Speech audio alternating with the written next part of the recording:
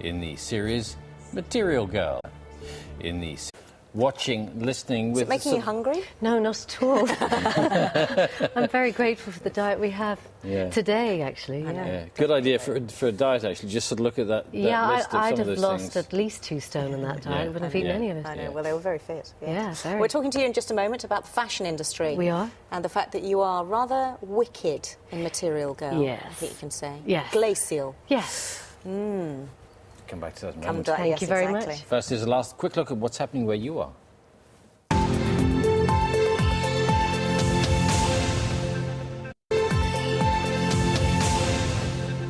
Welcome back. The competitive world of the London fashion industry is the backdrop for the BBC drama Material Girl. The series centres around Ali Redcliffe, who's a young fictional designer, of course, who wants to make it big. Well, and mostly size 0, I should make it big. She's very nice as well, Ali, but keeping her on her toes somewhat is Davina Bailey, played by Dervla Kirwan, who's not so nice. We're talking to Dervla, who's lovely, in just a moment. First, let's take a look at tonight's programme. Here's a clip. Hi, I'm Christine, Ali Redcliffe's mum. Wow. The Redcliffe family clearly has style coursing through their veins. Is she here? Ali? Ali hasn't worked here for 6 months. What? Yes, your clever little daughter has set up her own label. She's got her own show on today. After mine, in fact. Her own label? Yes. Now, something's coming back to me. You and Ali, you don't talk, do you? We have busy lives. Oh. It's her show today? Yes, yes. And the whole world will be there. She's quite the talk of the town. She's a dot. You're a global empire. She's a very large dot. If I could just have a number, then. Who happens to be showing on the same day as me, she'll get all the headlines, Orlando. Davina, you always get the headlines given a choice. You're the bigger name. Given a choice? Oh, Orlando. Of course. Her number? I'm in a bit of a hurry. Orlando, could you give Ali's studio number to Kathleen? Christine. Send her my love. Oh, it's Cruella de Vil. It's very camp, isn't it? Nice to see you, Dave. You do look rather like you're enjoying it too much. I think you should go to work every day and enjoy yourself. Yeah, why not? And I had all the best lines, and I had a wonderful time. The bad guys always have the best lines. They do. Don't The they? devil has the best lines, and I definitely did. Is it a fun part to play? What drew you to it? Well, first of all, that they offered me the job, and that's always good in times like this where it's very difficult to find work.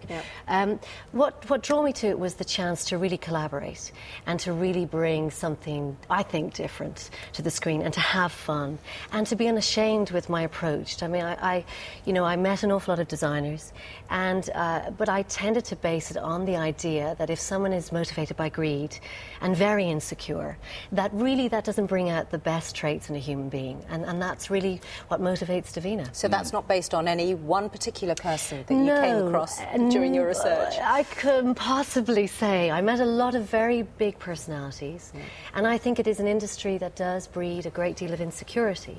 So I think those two coupled together are a very dangerous cocktail, I think. So, as Davina, you are the mistress supreme of the London fashion scene. Well, she would like to think so, yes. And Ali Redcliffe was one of your protégés who then strikes out on her own. And you do your dastardly worst to put every obstacle you can in her way. I think so, because I think, you see, the truth about Davina is that she's not actually that talented.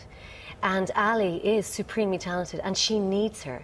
But throughout the series, when she fires her in episode 1, she spends most of the series actually having to come to terms with that reality. And so we'll see towards the end of the series whether she woos her back and how she gets her back. And you see, tonight's episode, which we've seen, is London Fashion Week. Oh, yeah, very and the much so. Have you ever been to London Fashion Week? We actually shot a lot of our footage for London Fashion Week. So, yeah, it was very exciting. It was my first time. I'd never, ever been to a fashion show in my life. And how did you find it? Quite intimidating, actually, considering I dress like a bag lady. I was going to say, what did you wear? You do not dress like a bag lady. No, I do, trust me. I've got 2 kids and a dog. And, but when Jenny, It's the last thing. We're brushing dog hairs. Yeah, where you can't look glamorous. scratching a when bit there's of porridge off sick your all shoulder. over you. Yes. You know what it's however like. well you dress, you are against that lot. Yeah, and You you're are. against a great intelligence behind that creativity. I mean, people can trivialise the fashion industry, but the fact is it's a multi-billion-pound earning industry for this country, and there is great artistry involved. And that's the one thing that I came away from the whole series. I used to poo-poo fashion, you know. I really didn't realise the great names like Balenciaga or Alexander McQueen, John Galliano. I have a great deal of respect for it. It does bring an enormous amount of money into this Yeah, and country. it is also art. It's it's a moving form of art. Plus, it empowers women. It's a great emancipator of women. Well, it does if you sort of find the right thing to wear. It does. Yeah, absolutely. But if you think of Coco Chanel and what she did by taking women out of corsets, then absolutely, it's freedom to move within your body. Some very strong personalities in the series, some very camp personalities, very striking. Is that really what it's like? I think so, yeah. And I think that, sadly, in film and television, we've normalised a lot of the personalities. Those great eccentrics have disappeared. That theatrical side to my job has disappeared and is vanishing. So it was the one industry where I felt I could truly be a diva because it exists in both male and female form. So it was glorious. So there is that eccentricity there. Yeah, eccentricity absolutely. there. That's right. Tell us what else you're doing, because you were mentioning as you were coming on set to us that you're in a film. I am, yeah. I have this film that I'm in, a Neil Jordan film, Ondine, which opens, we have the premiere next week, and it's all very exciting, actually. What's it about, Ondine? It's based on a play, isn't it? Ondine is based on the idea of a fisherman played by Colin Farrell, Syracuse, who one day basically finds who he thinks, or what he thinks is a mermaid in his fishing nets. And of course, being a Neil Jordan film, there's an incredible twist.